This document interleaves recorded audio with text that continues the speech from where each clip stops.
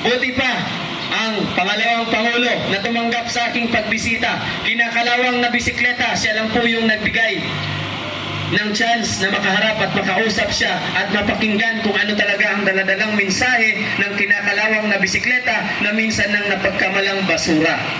Ng isang nagmamayabang na marami na siyang natulungan, pero yung mga natulungan niya in the time na bumalik ay sasabihin niya, tapos na po ang programang para sa inyo. Tapos na po ang camera. 3, 2, 1, action. Tapos na po ang script na para sa inyo. So yung taong lumapit ulit, naghanap ulit ng malalapitan. Kaya lang wala na silang malapitan kasi sabi ng tao na kanilang nilapitan ulit. Tapos ka na sa programa ng isang nagmamagaling na Tolpo Brothers dyan na ang mukhang bilig. Tumulong daw sila sa mahihirap at sila daw po yung kakampi ng inaapi. Pero ang nangyayari kabaligtaran, sila po yung kakampi ng nang-aapi sa taong bayan. Kaya mga kasama, pakinggan natin, Sikat Pilipinas. Maraming salamat po, Attorney. Maraming salamat po dito sa pagkakataon muli na makatayo dito sa harap ng ating mga kababayang Pilipino at lalo-lalo na sa mga SK na nakikita ko dyan sa gilid-gilid, mga sinaunang kabataan ng ating mga mararata, mga lola't lola. Mabuhay po kayo dahil kayo po yung haligi ng ating bansa na dapat ay ginagalang at nire-respeto at binigyan ng tunay at malasakit at serbisyong totoo. At muli, ako po si Sikat Pilipinas na nagmula din po sa Mindanao, sa Bukidnon. Mula Bukidnon noong January 5, inumpisahan ang aking paglalakbay gamit ang kinakalawang na bisikleta. Nakarating dito sa Maynila, dala-dala ang boses na sinisigaw na sana magkaroon ng proteksyon ang ating mga matatandang Pilipino laban sa anumang uri ng pang-aabuso. Dahil sa panahon ngayon, mula pa nung aking paglalakbay ay nasaksihan ko na ang kalat-kalat na korupsyon. Hindi lang sa mga proyekto, pati na rin sa mga binipisyo ng taong bayan. Hindi lang sa mga matatanda na SK, pati na rin sa HK. Ito yung henerasyon ng kabataan, pati ang kinabukasan ng ating mga kabataan na nag-aaral ay ninanakawan. Ninanakaw ang karapatan na mag-aral, ninanakawan ng posisyon na magsilbi ng tunay, hinaharangan, kinikitil at nilalason ng mga kaliwang grupo. Maraming mga kabataan na maswerte na nabigyan ng pagkakataon na magkaroon ng scholar galing sa ating pamahalaan, kaya lang hindi nagawa sa tama. Kagaya ko na isang ordinaryong kabataan hindi nakapagtapos ng pag-aaral, marami sa amin na naging vendor na lang, lumalaban ng patas, kiniklearing pa. Ang kinakalawang kong bisikleta ay isa din pong simbolo ng mga vendor na kinakawawa. Kesyo, ang rason dahil ito sa rally, kaya ikiklearing kayo. Dadaan, delikado dito. Kiniklearing, kawawa. Sila na ngayong lumalaban ng patas. Meron din isang senior citizen dyan na kinawawa. Binaklas ang kanyang gamit sa paninda. Kung tunay ang paglilingkod ng pamahalaan ngayon, bakit yung mga nasa laylayan hindi nila matulungan? Ang kanilang tinutulungan yung mga tambay. Hindi natin alam kung saan napupunta ang tulong na napapaabot sa kanila. Baka dinodroga lang. Kalat na po ang droga. Kalat na ang mga drogista. Hindi na safe ang ating bansa ngayon. May mga naririnig tayo sa social media at sa mga balita na sa panahon daw ngayon ay naging safe ang Pilipinas. Nasaan ang safe? Maraming ninanakawan. Maraming napapatay sa lansangan. Maraming mga riding in tandem na nangyayari ngayon. At pati ang mga pinagkaloob ng pamahalaan sa ating mga matatanda na lupain sa probinsya ay inagaw pa. Dahil ang mga lupang iyon pinamahagi, binigay ng ating minamahal na former President Rodrigo Duterte. Binawi, ginawa nilang struktura para sa sarili nila. Ginawang negosyo. kung kaya nila na gawin kay former President Rodrigo Roa Duterte ang pang-aabuso na isang matanda na aking nasaksihan na nagsilbi sa ating inang bayan at noong panahon niya naramdaman ng taong bayan ang safe na lugar, safe na pamamalakad at may tapang at malasakit at tunay na serbisyo sa mga matatanda. Ngayon, marami akong nababalitaan na may mga matatandang nakakatanggap ng expired na gamot.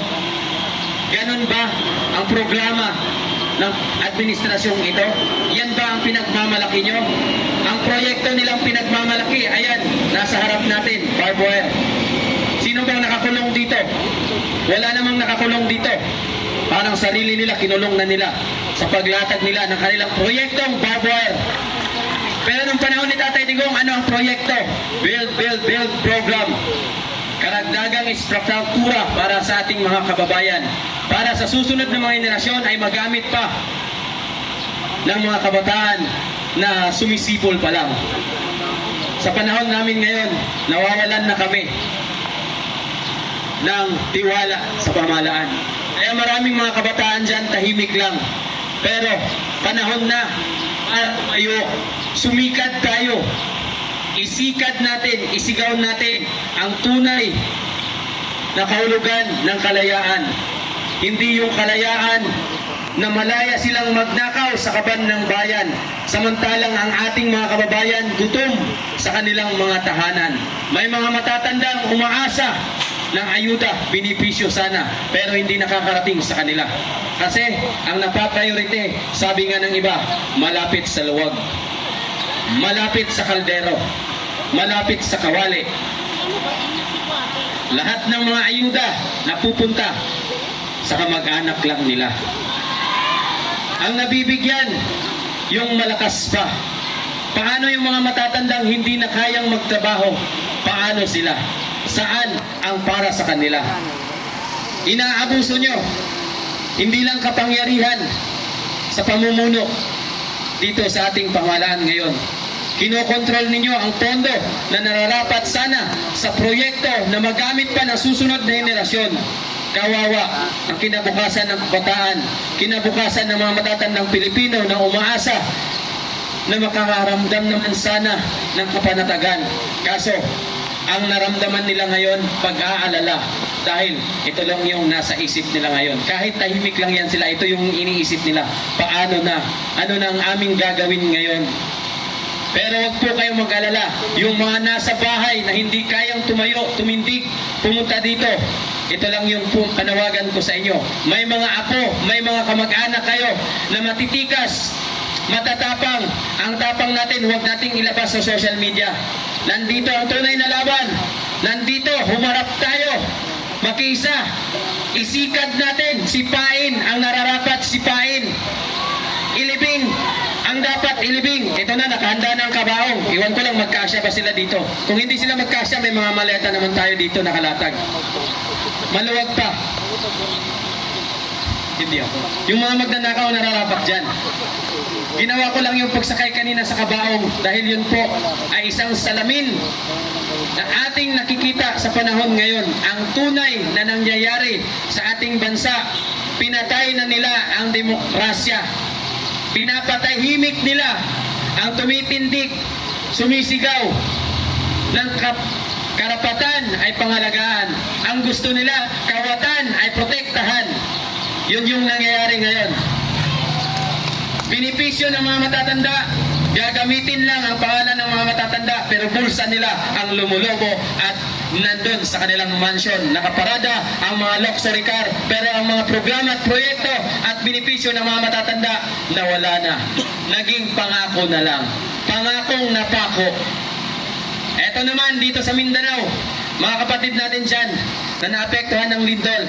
Ito yung nabalitaan ko bilang isang marites din sa social media. Dahil meron akong kamag-anak na nasa Jensan, naapektado ng lindol. Imbis na ipamahagi, ipamigay ang bigas, ginawang negosyo, 20 ang kilo ng bigas. Nagkatotoo daw yung 20 ang kilo ng bigas, kaya lang yung tatak ng cellophane, not for sale. Tarantadong gobyerno. Ginagago nyo ang taong bayan. Akala ko ba not for sale? Bakit inikilo nyo 20 bigas. Ang programa, ang ayuda, ginagawang negosyo. Ang gulay na binibenta, per kilo din. Dilata, ewan ko lang, hindi ko na masabi. Kasi per box daw may presyo din. Buti pa, ang pangalawang Pangulo na tumanggap sa aking pagbisita, kinakalawang na bisikleta, siya lang po yung nagbigay ng chance na makaharap at makausap siya at mapakinggan kung ano talaga ang daladalang mensahe ng kinakalawang na bisikleta na minsan nang napagkamalang basura. Ng isang nagmamayabang na marami na siyang natulungan, pero yung mga natulungan niya in the time na bumalik ay sasabihin niya, tapos na po ang programang para sa inyo. Tapos na po ang camera. 3, 2, 1, action. Tapos na po ang script na para sa inyo.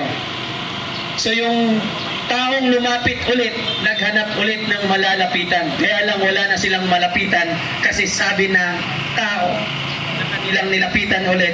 Tapos ka na sa programa ng isang nagmamagaling na Tolpo Brothers dyan na ang mukhang bilig, tumulong daw sila sa mahihirap at sila daw po yung kakampi ng inaapi. Pero ang nangyayari kabaliktaran, sila po yung kakampi ng nang-aapi sa taong bayan. Babaero kasi. Marami kasi siyang pampagana. Kaya iba-iba yung tinitable niya. Swerte, 250K. Saan galing ang pera? Pera yan ng taong bayan. O yung perang yun ginamit para sa ayuda na para sa mga matatanda. Yung gatas ngayon, alam ko mahal. Kawawa yung mga senior citizen. Yung kanilang mga pensyon ngayon, hindi sakto para sa gatas, sa medisina.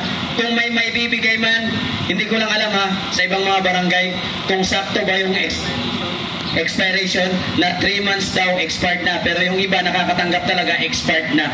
Kawawa. Masyadong kawawa.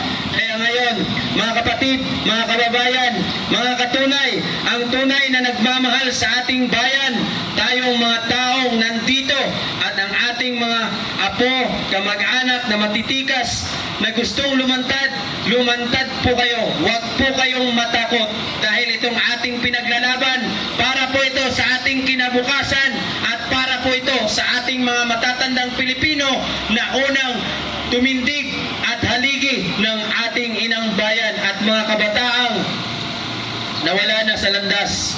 Pakiusap ko sa inyo, makiisa at makilahok kayo. Dahil alam ko, nung panahon ni Tatay Digong, gusto nyo nang magbago. Kaya lang dahil sa pagbalik ng kalat-kalat na mga durugista,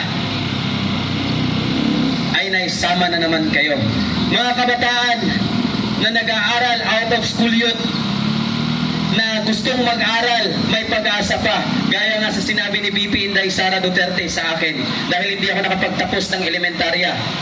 Hindi po ako educated, hindi po ako college graduate, elementary lang po ako grade 5 at pinayuhan ako ni BP Inday Sara. Hindi pa tapos, hindi pa uli ang lahat, may pag-asa pa. May potential ka. Subukan mo mag-enroll sa acceleration test. Ito yung alternative learning system.